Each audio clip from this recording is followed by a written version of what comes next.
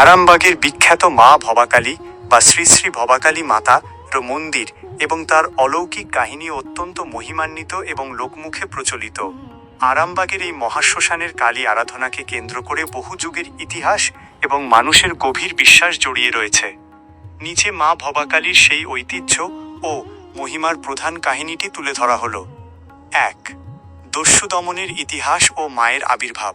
লোকশ্রুতি অনুযায়ী বহু বছর আগে, আনুমানিক ৩০০ বছরেরও বেশি সময় আগে, আরামবাগের দ্বারকেশ্বর নদীর তীরবর্তী এই অঞ্চলটি ছিল গভীর জঙ্গল এবং শ্মশানে ঘেরা।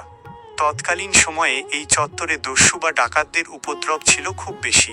জনশ্রুতি আছে, একদল ডাকাত ডাকাতি করতে যাওয়ার আগে এই শ্মশানে এসে ঘট বা মাটির মূর্তি স্থাপন করে নরবলি দিত এবং মায়ের পূজা করত। ডাকাতদের আরাধ্য সেই দেবী পরবর্তীতে লোকমুখে ভবাকালী রূপে পরিচিত হন। ২.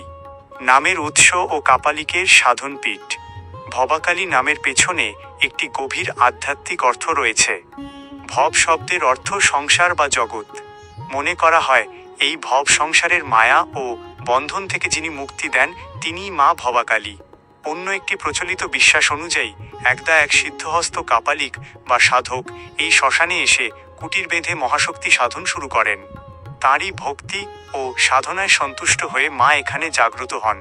মা ভবাকালী মূলত শ্মশানকালী রূপেই পূজিতা হন, যিনি ভক্তের সমস্ত ভয় ও দুঃখ হরণ করেন। ৩. অলৌকিক মহিমা ও লোকবিশ্বাস। আরামবাগ এবং পার্শ্ববর্তী অঞ্চলের মানুষের কাছে মা ভবাকালী অত্যন্ত জাগ্রত দেবী। মন্দিরকে ঘিরে বহু অলৌকিক কাহিনী প্রচলিত আছে। বিপদতারিণী মা।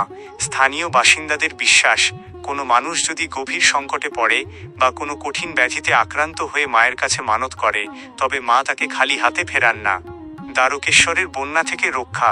অতীতে যখনই দ্বারকেশ্বর নদীর বন্যায় আরামবাগ শহর প্লাবিত হওয়ার উপক্রম হয়েছে, ভক্তদের বিশ্বাস মায়ের আশীর্বাদে বড় কোনো বিপর্যয় থেকে শহর রক্ষা পেয়ে এসেছে। ৪. বর্তমান উৎসব ও পূজা। আজ আর সেই আদিম জঙ্গল বা ডাকাতদের উপদ্রব নেই, কিন্তু মায়ের প্রতি মানুষের ভক্তি বিন্দু মাত্র কমেনি। প্রতি বছর কার্তিক মাসের অমাবস্যায় দীপান্বিতা কালী পূজা এখানে বিশাল উৎসবের আয়োজন করা হয়। এই সময় দূর দূরান্ত থেকে হাজার হাজার ভক্তের সমাগম ঘটে। এছাড়া প্রতি শনি ও মঙ্গলবার এবং প্রতি অমাবস্যায় মায়ের বিশেষ পূজা ও ভোগ বিতরণ হয়। আরামবাগের মানুষের যে কোনো শুভ কাজের শুরুতে, সেটা নতুন ব্যবসা হোক, সন্তানের মুখে ভাত হোক বা নতুন গাড়ি কেনা, মা ভবাকালীর চরণে পুজো দেওয়া একটি প্রাচীন রীতি।